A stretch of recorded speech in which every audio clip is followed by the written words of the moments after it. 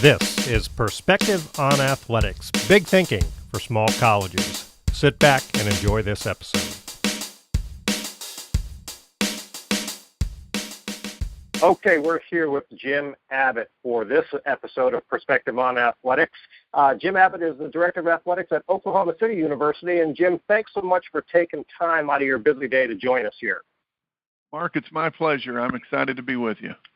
Well, it's great. These episodes are meant to really bring different perspectives on athletics, obviously, to people out there working in the industry. And I know that this type of thing is very close to your own heart, and you believe strongly in professional development. And that's what we want to talk about today, is the idea that we all need to grow and learn and get better at what we do. And I know that you've spoken about this in a variety of forums, and you're hosting Twitter chats, and you're doing things to help bring people together and establish relationships. So this is an appropriate topic and a timely one, I think, as people are looking to advance in their careers or even just get started in their careers. So to start us out, Jim, I mean, I know that you came from the world of professional sports and you've been in college sports now, but looking back, you know, when you were just getting started, how did this whole idea of professional development play in, or what would you say to somebody that might be in your shoes, 10 years ago when you were just breaking into this business? Well, I broke in about 25 years ago. You look much younger than you are. Well, thanks, Mark. I started in minor league baseball and was fortunate. Our management really saw the value of professional development. So they would allow some of the younger employees like me to go to things like the winter meetings. And at the winter meetings, there were lots of sessions where people shared ideas. Way back then, there was also a thing called the El Paso promotional seminars. And so once a year, many of the professionals in minor league baseball, we would travel to El Paso, and the whole idea of this seminar was to just share ideas. So I think we're fortunate in sports, and I see this quite a bit in college athletics as well, that folks are very willing to share. I don't know that we always come up with brand new ideas, but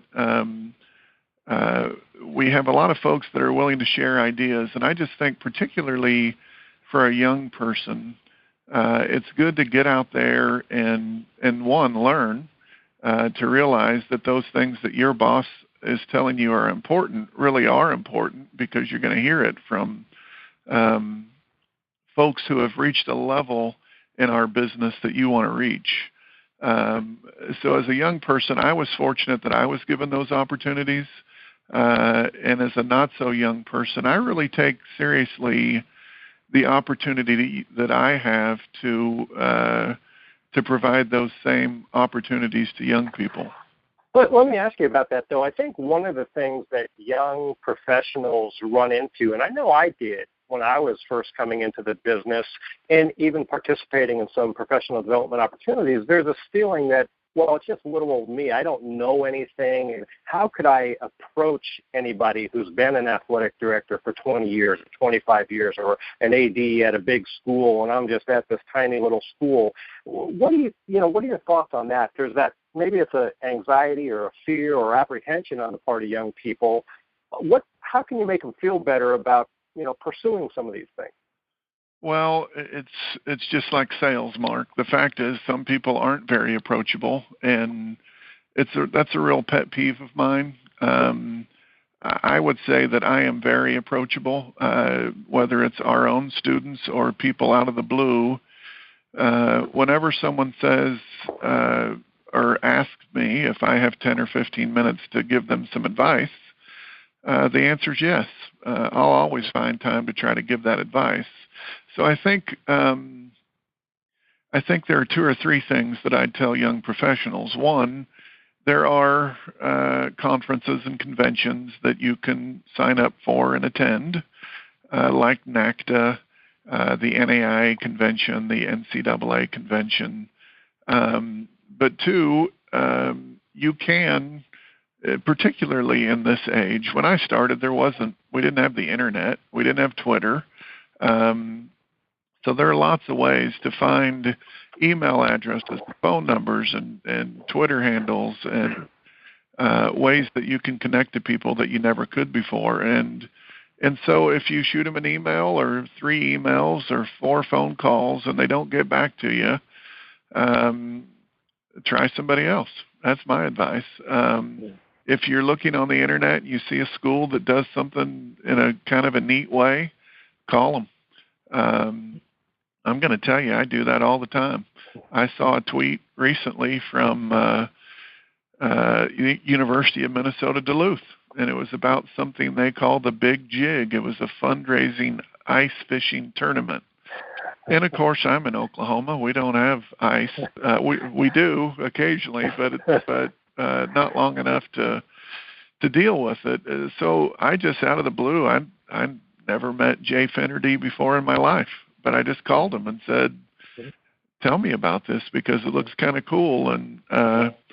And similarly, you had shared a wonderful story about the event at Pacific College in Oregon, their golf outing that's so successful. I reached out to the athletic director and just said, "Tell me how you do this." So I would encourage anyone to do it, and would probably say, I don't have much patience for people that don't return phone calls or emails, but the fact is some people won't. Yeah. So if you run into somebody like that, try somebody else. Yeah. Well, I think you also bring up another point. I think it's one thing for young professionals to really seek out these opportunities to learn and grow. But really the best situation is you understand that you never know it all and you need to continually learn. So on the flip side, you do a very good job of this, obviously, based on what you were just describing. But what about an AD who's been around for 20 years and really has done a good job wherever he or she has been, but why is professional development important for veterans as well as young professionals?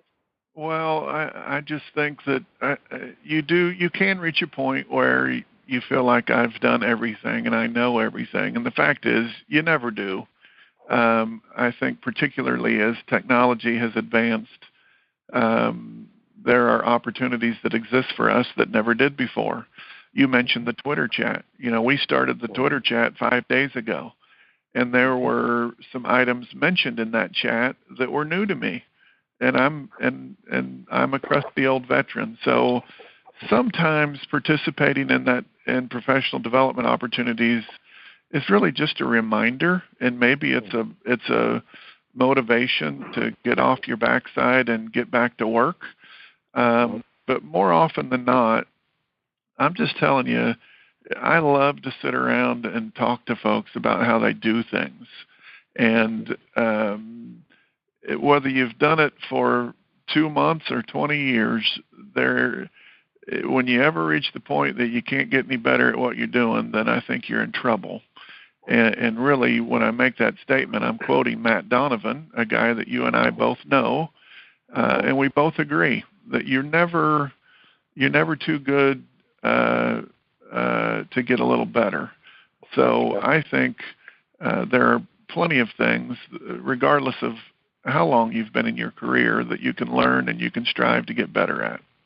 Well, I think that's true. And the person I think about is a quote from somebody who might be just slightly more widely known than Matt Donovan, although it's hard to beat that. But John Wooden once said, "It's what you learn after you know it all that counts." Right. And that's what I think quote. about. Yeah. So let's transition. You mentioned a couple of things that you think are important: NACDA, the NAIA, NCAA. What are some of the things that are out there already that you think people should be taking advantage of and maybe underutilizing in some ways? Well, I think every organization has some opportunities. As I mentioned in baseball, it started with the winter meetings. There were also promotional meetings. A big part of this, of course, is networking. I talked to a young college sports professional today who has a big event coming up Monday, and we just kind of gave him a little insight on a few other things to think about. I think NACDA is great. Folks in college athletics who haven't been to NACDA need to understand that it's massive. But within the large structure of it, there are opportunities for smaller groups that you can learn in. particularly, I would say, areas that relate to external affairs, marketing, development would be part of that. But they have a wide variety. Almost certainly you're going to bump into somebody and meet somebody new. Possibly that's going to become part of your network and a relationship that you count on for years. I mean, Matt Donovan and I met through, he's a former president of NAD, so we met through that. I know the NCAA convention. I've never been, but I looked at the agenda, and frankly, I'm kind of thinking about going next year, even though we're not an NCAA institution. I know that they have sessions and that relate to things that are interesting to me. So it doesn't mean that I'm going to stay for 5 days or that I care about the legislative issues, but each of those entities provide opportunities. Minor league sports have a variety of opportunities. As I mentioned, Major League Baseball, that doesn't apply so much to me anymore. I haven't been to the winter meeting since 1989, probably. But there are tons of organized opportunities now. I obviously have also created my own professional workshop specifically for small college athletic people, and I did that because I sort of saw that as an area that doesn't get as much attention as it ought to. I think, I do want to talk about that. I think you mentioned NACTA, which is a huge organization and a wealth of resources. But I think if there's any downside to NACTA, what I've experienced myself and what I've heard other people talk about is that it is heavily focused on the world of Division I. And even though you can take things away from every session and apply it to your own situation, it's more geared, it seems, towards larger schools, Division I environment. And so some people from smaller schools, like I was, were left saying, well, I wish there was something really focusing on my world. And I think that's exactly what you have done, Jim, and I do want you to talk about that. I think what you created a couple of years ago with small college professionals in mind is serving a huge, huge niche in the industry and is very, very valuable for people. So talk about that for a few minutes.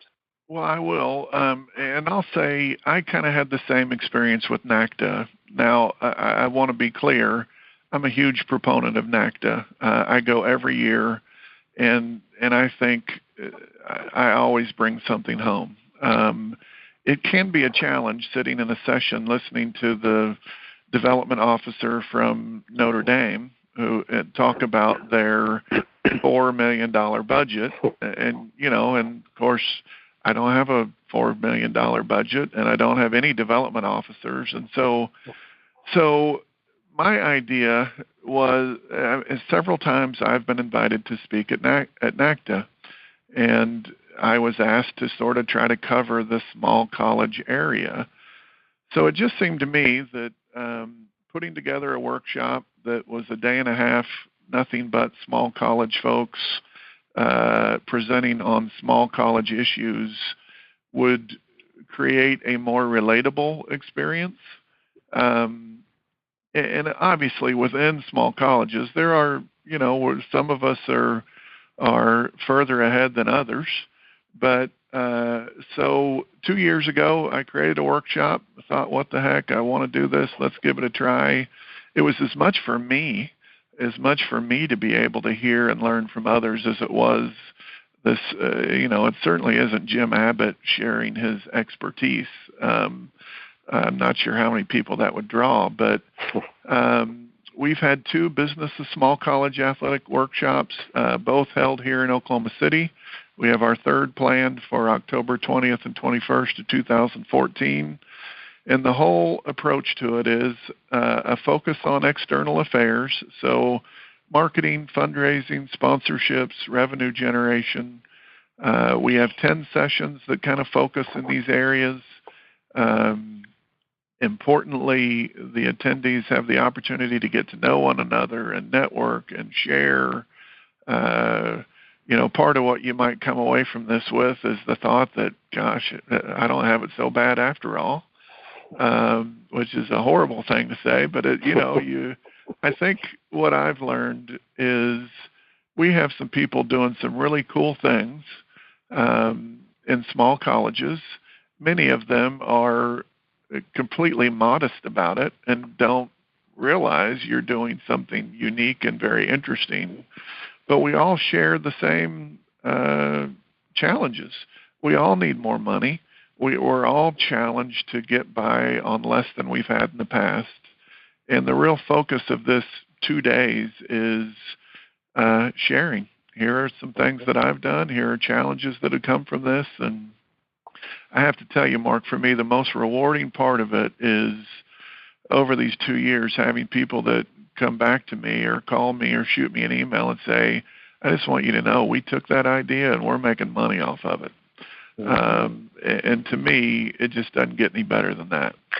I think that's one of the great things about your workshop, and I attended this past fall for the first time and really thought it was very well done, and everybody that attended was engaged and I think was sharing information and really was taking away some valuable pieces of information. And I think one of the things that you focus on is exactly what you just said, which is let's give you something practical that you can do tomorrow when you get back to your campus. And I think that focus is something that's a little bit unique, and that is an important piece to what you're trying to provide, and that's why this workshop is so valuable, because people come away with things that don't require extraordinary resources. They don't require a huge staff. They are practical tips and implementation strategies that every single person in attendance can implement when they go back to their own campuses. And it seems to me that people have been very, very engaged, and sounds like that's the feedback you've been getting. It's been great. I think the network is as important as anything. We do try to, it's important to me that you leave there with something you can take and monetize and feel good that you easily paid for your investment to come to the workshop.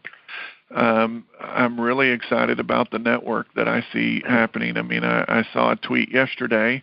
Our mutual friend, Jameson Adams at University of Texas Tyler, he was hosting Ryan Ivey and Taylor Four from Texas A&M Commerce. They had come down to his campus, and I felt pretty good about that because I felt like I was the guy that introduced them. They had to come to Oklahoma City to kind of get to know one another, and it's just the network and the professional relationships are important. I love when people call me. When people call me and say, Jim, I got this issue, how would you deal with it? And sometimes I have dealt with it in my past, and sometimes I haven't. But I love that I've got a group of people who don't hesitate to call me, which is part of what I offer. And I also love that I got a group of people I can call, because you better believe I have issues that I need help with from time to time as well. Well, and I think it's interesting, and you already said this, though, but I think it's an important point that part of the value of what happens at your workshop or similar opportunities is that you do realize that there are other people out there with the same challenges, and that perhaps you don't have it quite as bad as you thought you did. And so I think that realization, while it's framed in a negative fashion maybe, is really an important realization, because it's easy to feel like we're in this all alone and we're facing things that nobody else faces. But the reality is struggles are universal, and everybody is struggling with many of the same things, and sharing ideas just opens up your mind to some creative opportunities. And you've had some great presenters over the last couple of years. Well, I agree. We've been fortunate to have some terrific folks who are willing to share. And, we have some stars in small college athletics. We don't, in anything that we do, we don't enjoy the visibility that larger schools do. Some of that's good. Some of it's not so good that we're not on the front pages like some of these large universities are. But it is important, and it can help you professionally. It can help you improve the way you do your job. It can help you professionally from the standpoint of that connection may be the person that is helping you find your next job at some point. So it's just so true in life that whatever you do, whether it's sports or not, you've got to always be looking to improve. And whether that's playing the game or managing the game, that's critical. I wanted to ask you your thoughts on this because, your world is small college athletics, and there are a lot of people looking to break into the industry that are looking at maybe a bigger school, the Division I environment, the thing that they see on TV and maybe have experienced a little bit as an outsider. But what do you think is important for the world of small college athletics moving forward? Obviously, being able to connect and build your network within that area is important, but what are your thoughts on just the state of collegiate athletics generally, and then specifically small college athletics as we look to the next several years? Well, I'm not sure I have enough time to answer that. It's really been frenetic here lately. I see the same things in small colleges that I see on the Division I level. I see a lot of instability and movement between conferences. We've seen schools that are transitioning from NAI to NCAA. Similarly, I've seen schools go from NCAA to NAI. I've seen schools go from Conference A to Conference B. And then I look at what's occurring in the NCAA, the larger conferences that are posturing and positioning themselves to create their own I'm not even sure what to define it as, but one has to wonder what will the trickle down be, because there absolutely is a trickle down to everything that's gone on. So I think what I would say to people is, small college athletics are vital and important. And I think a guy like me, a guy who works, or gal who works in small college athletics, can easily work in Division I athletics. The difference at the larger level is you're really only going to do one thing. And what makes my job hard and what I love about my job is I get to be versatile. I get to do a little bit of everything. It means that sometimes I do rudimentary, non-glamorous tasks just because they have to get done. But for me and my personality, I love that. The world of college athletics is in flux right now. It just is. And I wish it wasn't. I've got enough challenges without having to deal with who's in our conference today and who's not going to be here next year. And but it is what it is, and that's part of what's both difficult and fun about our job. Yeah, very true, very true.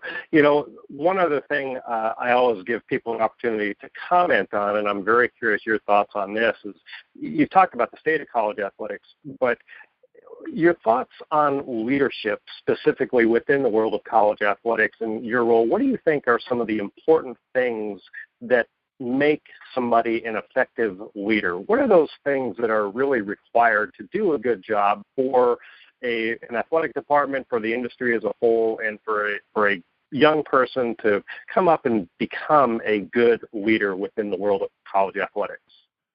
Well, a great leader is a servant first. I think if you want to follow me, I've got to believe that one, my best interests are in your mind, and two, that you have the intelligence and the vision worthy of my support. But so I think in terms of college athletics, it's easier on the small college level to think of our leaders as a servant first. The larger you go, the more money that's involved, and unfortunately, the highest levels of college athletics are closer to professional athletics than they've ever been, and it is a business, and there are business decisions, and so the short answer to your question in terms of what a young person ought to be thinking about as a leader is, one, you better be willing to serve. Two, you better truly care about those people in your care. I mean, you better truly care about them. They don't exist to prop you up.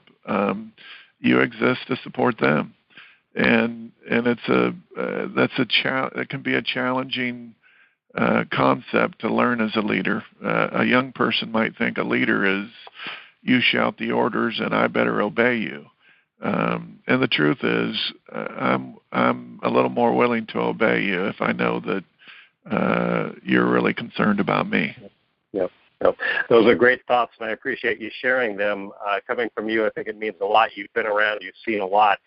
We are getting to the end of the show where we need to think about wrapping it up, but I want to give you another chance. Is there anything else that you wanted to make sure you shared with the audience today? Anything that you feel is important as we look at the world of small college athletics today?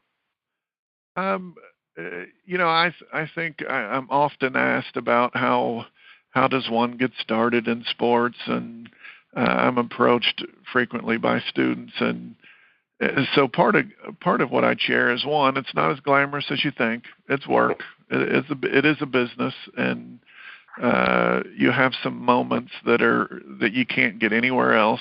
Some victories that are unlike any other, and some defeats that just hurt your heart more than words can explain.